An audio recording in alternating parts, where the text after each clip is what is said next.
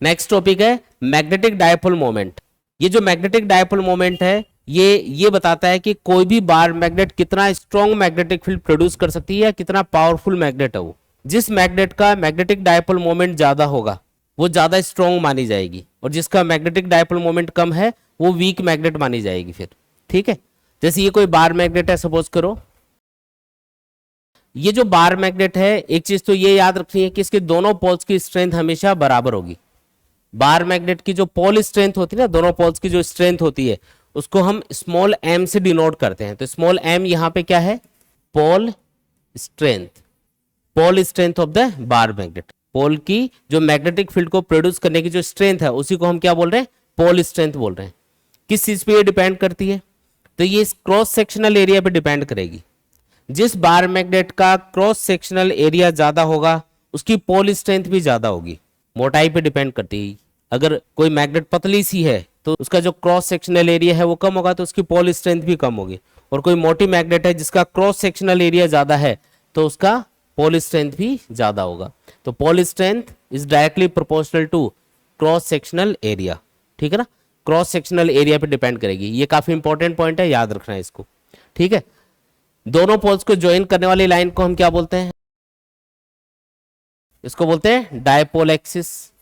और इस dipole axis के परपेंडिकुलर सेंटर से पास होने वाली ये जो लाइन है इसको हम क्या बोलेंगे, इक्वेटोरियल एक्सिस बोलेंगे इसको। इक्वेटोरियल एक्सिस इसका नाम होगा।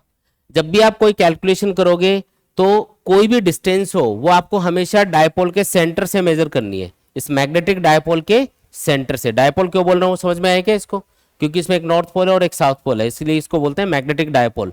और ये इसका सेंटर है। तो जब भी आप कोई कैलकुलेशन करोगे, जैसे आपको इस बार मैग्नेट का मैग्नेटिक फील्ड फाइंड करना है या कुछ भी कैलकुलेशन, तो कोई भी डिस्टेंस अगर पता करनी है तो वो हमेशा बार मैग्नेट के सेंटर से मेजर होगी। कहां से मेजर करना है, बार मैग्नेट के सेंटर पॉइंट ओ से उसको मेजर करना है। ये जो बार मैग्नेट है इसके दोनों पोल्स के बीच की जो डिस्टेंस है उसको लिखा जाता है 2l। इस टोटल डिस्टेंस को हम क्या बोलते हैं, 2l। यानी कि हाफ डिस्टेंस क्या होगी, l और l।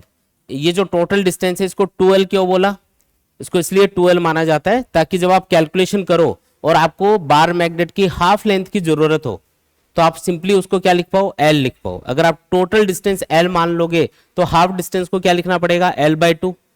तो उससे कैलकुलेशन थोड़ी सी टिपिकल हो जाएगी। तो आसान करने के लिए हमने क्या किया, जो बार मैग्नेट है उसके दोनों पोल्स के बीच की डिस्टेंस को क्या मान लिया, 2l मान लिया। हमेशा 2l लेके ही हम कैलकुलेशन करेंगे। अब जो बार मैग्नेट है उसकी पावर को बताने के लिए, उसकी स्ट्रेंथ को बताने के लिए कि वो कितना स्ट्रॉन्ग मैग्नेटिक फील्ड प्रोड्यूस कर सकती है, उसके लिए जो टर्म हम यूज करते हैं वो है मैग्नेटिक डायपोल मोमेंट। क्या बोलते हैं उसको, मैग्नेटिक डायपोल मोमेंट। और इसका फॉर्मूला होता है पोल स्ट्रेंथ, यानी दोनों पोल्स में से किसी भी एक पोल की strength multiply by distance between the poles, m into 2l। और इसको हम कैपिटल M से डिनोट करते हैं। किससे डिनोट करेंगे, कैपिटल M से।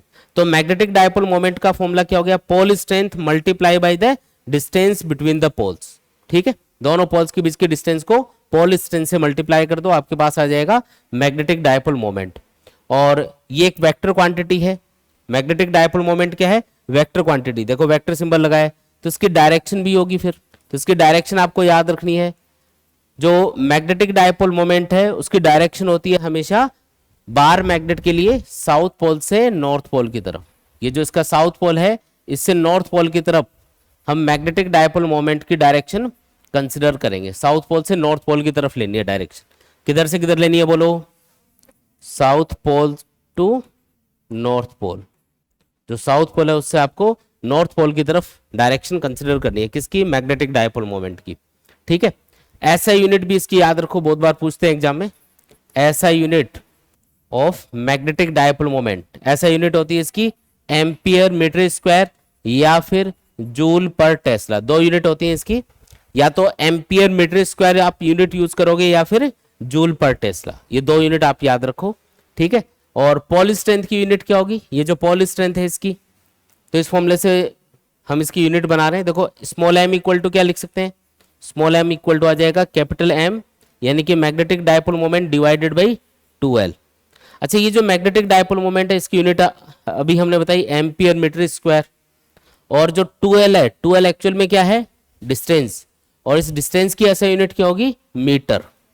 तो 1 मीटर से 1 मीटर उड़ा दो, आंसर क्या आएगा, एम्पियर मीटर। तो याद रखना है पोल स्ट्रेंथ की जो यूनिट है वो तो होती है एम्पियर मीटर। पोल स्ट्रेंथ की ऐसा यूनिट क्या है, एम्पियर मीटर। और ये जो मैग्नेटिक डायपोल मोमेंट है इसकी ऐसा यूनिट क्या है, एम्पियर मीटर स्क्वायर या फिर जूल पर टेस्ला। इतनी बात क्लियर है क्या, समझ में आया क्या चीज है ये। मैग्नेटिक डायपोल मोमेंट किसी भी बार मैग्नेट की स्ट्रेंथ को बताने के लिए टर्म होती है। ठीक है, नेक्स्ट टॉपिक है cutting of a bar magnet. जैसे अगर एक बार मैग्नेट को हम बीच में से कट करते हैं तो उसके जो टुकड़े होंगे उनकी पोल स्ट्रेंथ कितनी रहेगी, उनका मैग्नेटिक डायपोल मोमेंट कितना होगा, ये हम कैलकुलेट करके देखेंगे। इस पे क्या करना है, एक बार मैग्नेट कंसिडर करनी है। ध्यान से देखो इधर, एक बार मैग्नेट हमने दिखाई हुई है। सपोज करो इस बार मैग्नेट की पोल स्ट्रेंथ है स्मॉल एम, ठीक है, और इसका जो क्रॉस सेक्शनल एरिया है, ये वाला जो एरिया है ये मान लेते हैं ए। दोनों पोल्स के बीच में जो डिस्टेंस है उसको मैं 12 लिख रहा हूं यहाँ पे, ठीक है। अब ये जो बार मैग्नेट है शुरुआत में जब तक इसको काटा नहीं गया है किसी भी तरीके से, इसका मैग्नेटिक डायपोल मोमेंट होगा m इंटू 2l के बराबर।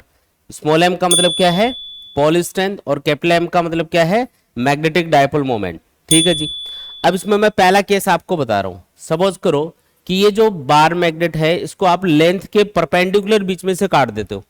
ये बार मैग्नेट अपनी लेंथ के परपेंडिकुलर ऐसे काटना है तो इसके दो छोटे टुकड़े हो जाएंगे। अब इसके दो टुकड़े कौन कौन से होंगे, एक टुकड़ा तो ये होगा, इधर नॉर्थ पोल होगा जिसमें, और दूसरा टुकड़ा होगा ये। क्या इसमें नॉर्थ पोल और साउथ पोल अलग अलग हो जाएंगे क्या, नहीं। अगर इधर नॉर्थ पोल अलग हो गया तो इधर ऑटोमेटिकली साउथ पोल डेवलप हो जाएगा, और अगर इसमें साउथ पोल अलग हो गया तो इधर ऑटोमेटिकली नॉर्थ पोल डेवलप हो जाएगा। क्या इन मैग्नेट्स के क्रॉस सेक्शनल एरिया पे कोई फर्क पड़ा, इनकी थिकनेस पे कोई फर्क पड़ा क्या, सोच के बताओ। जब आपने लेंथ के परपेंडिकुलर इस मैग्नेट को काटा तो इसका जो क्रॉस सेक्शनल एरिया है क्या वो चेंज होगा, नहीं होगा ना, सेम ही रहेगा। तो क्रॉस सेक्शनल एरिया जब तक सेम है तब तक पोल स्ट्रेंथ सेम रहेगी, क्योंकि पोल स्ट्रेंथ किस पे डिपेंड करती है, pole strength of a bar magnet हमेशा क्रॉस सेक्शनल एरिया के डायरेक्टली प्रोपोर्शनल होती है। ए क्या है यहाँ पे, क्रॉस सेक्शनल एरिया, आया समझ में। तो ये जो क्रॉस सेक्शनल एरिया है इसके ऊपर डिपेंड करती है। तो क्योंकि यहाँ पे क्रॉस सेक्शनल एरिया सेम है इसलिए जो पोल स्ट्रेंथ है वो सेम रहेगी, स्मॉल एम, और इस टुकड़े की भी स्मॉल एम और स्मॉल एम। लेकिन लेंथ कम हो गई, देखो यहाँ पे लेंथ पहले कितनी थी 2l, अब कितनी हो गई l, और इस टुकड़े की भी लेंथ कितनी हो गई l। अब बताओ कि इन टुकड़ों का जो मैग्नेटिक डायपोल मोमेंट है वो कितना होगा, m डैश बोल देते हैं उसको। पोल स्ट्रेंथ उतनी की उतनी है, और डिस्टेंस बिटवीन द पोल्स क्या है, l के बराबर है। हर एक टुकड़े का मैग्नेटिक डायपोल मोमेंट होगा m इंटू एल के बराबर। पहले कितना था, m इंटू 2l, यानी कि पहले से क्या हो गया, हाफ हो गया। ऐसा बोल सकते हो कि अब जो मैग्नेटिक डायपोल मोमेंट है वो पहले की कंपैरिजन में हाफ हो गया। तो एक चीज याद रखो, जब भी आप मैग्नेट को लेंथ के परपेंडिकुलर कट करोगे तो उसकी पोल स्ट्रेंथ पे कोई इफेक्ट नहीं होगा। कितने भी टुकड़े कर दो आप उसके, हर एक जो टुकड़ा होगा उसकी पोल स्ट्रेंथ सेम रहेगी, लेंथ के परपेंडिकुलर काटोगे तो। लेकिन क्योंकि लेंथ छोटी होती जाएगी इसलिए जो मैग्नेटिक डायपोल मोमेंट है वो कम होता जाएगा, क्योंकि वो लेंथ पे भी डिपेंड करता है, आपको पता ना। सेकंड केस देखते हैं अब इसका। सेकंड केस में हम इस बार मैग्नेट को लेंथ के अलोंग कट करेंगे, जो लेंथ है ना उसके अलोंग काट देंगे। जैसे ये पहला टुकड़ा है इसका, जब आप लेंथ के अलोंग इसको कट करोगे क्या इसकी लेंथ पे कोई भी फर्क पड़ेगा, बीच में से ऐसे काटना है, यहां से काट दिया, दो अलग अलग टुकड़े कर दिए। एक टुकड़ा ये है, पतली हो जाएगी ये थोड़ी, मैग्नेट क्या हो जाएगी, पतली हो जाएगी, इसकी थिकनेस कम हो जाएगी। इस तरीके से जो थिकनेस है वो कम हो जाएगी, क्रॉस सेक्शनल एरिया क्या हो जाएगा, हाफ हो जाएगा ना पहले से। अगर क्रॉस सेक्शनल एरिया हाफ हो गया पहले से, इसका मतलब पोल स्ट्रेंथ भी क्या हो जाएगी, हाफ हो जाएगी, क्योंकि पोल स्ट्रेंथ किस पे डिपेंड कर रही है, क्रॉस सेक्शनल एरिया पे। तो अब पोल स्ट्रेंथ हो चुकी है m/2। ठीक है, लेंथ उतनी की उतनी है, लेंथ पे कोई भी फर्क नहीं पड़ा। तो बताओ अब जो मैग्नेटिक डायपोल मोमेंट है वो कितना होगा, तो पोल स्ट्रेंथ लिख दो m/2, distance between the poles है 2l, सॉल्व करोगे तो ये पहले से हाफ आएगा, पहले था m इंटू 12, अब है m/2 इंटू 12, यानी कि मैग्नेटिक डायपोल मोमेंट क्या हो गया यहाँ पे, पहले से हाफ हो गया। तो याद रखना है कि जो मैग्नेटिक डायपोल मोमेंट है वो यहाँ पे हाफ हो जाएगा, पोल स्ट्रेंथ भी क्या हो जाएगी, हाफ हो जाएगी। तो जब भी आप बार मैग्नेट को लेंथ के अलोंग कट करोगे तो पोल स्ट्रेंथ भी हाफ हो जाती है और मैग्नेटिक डायपोल मोमेंट भी हाफ हो जाता है। और जब लेंथ के परपेंडिकुलर बीच में से काटोगे तो पोल स्ट्रेंथ तो उतनी की उतनी रहेगी, लेकिन मैग्नेटिक डायपोल मोमेंट हाफ हो जाएगा। ये आया समझ में अच्छे से? कोई भी दिक्कत है शुरू से लास्ट तक देखो इसको अच्छे से, कोई भी स्टेप में डाउट या कंफ्यूजन हो तो इसमें पूछ लो, बाकी इसको नोट करना पड़ेगा आपको, ठीक है।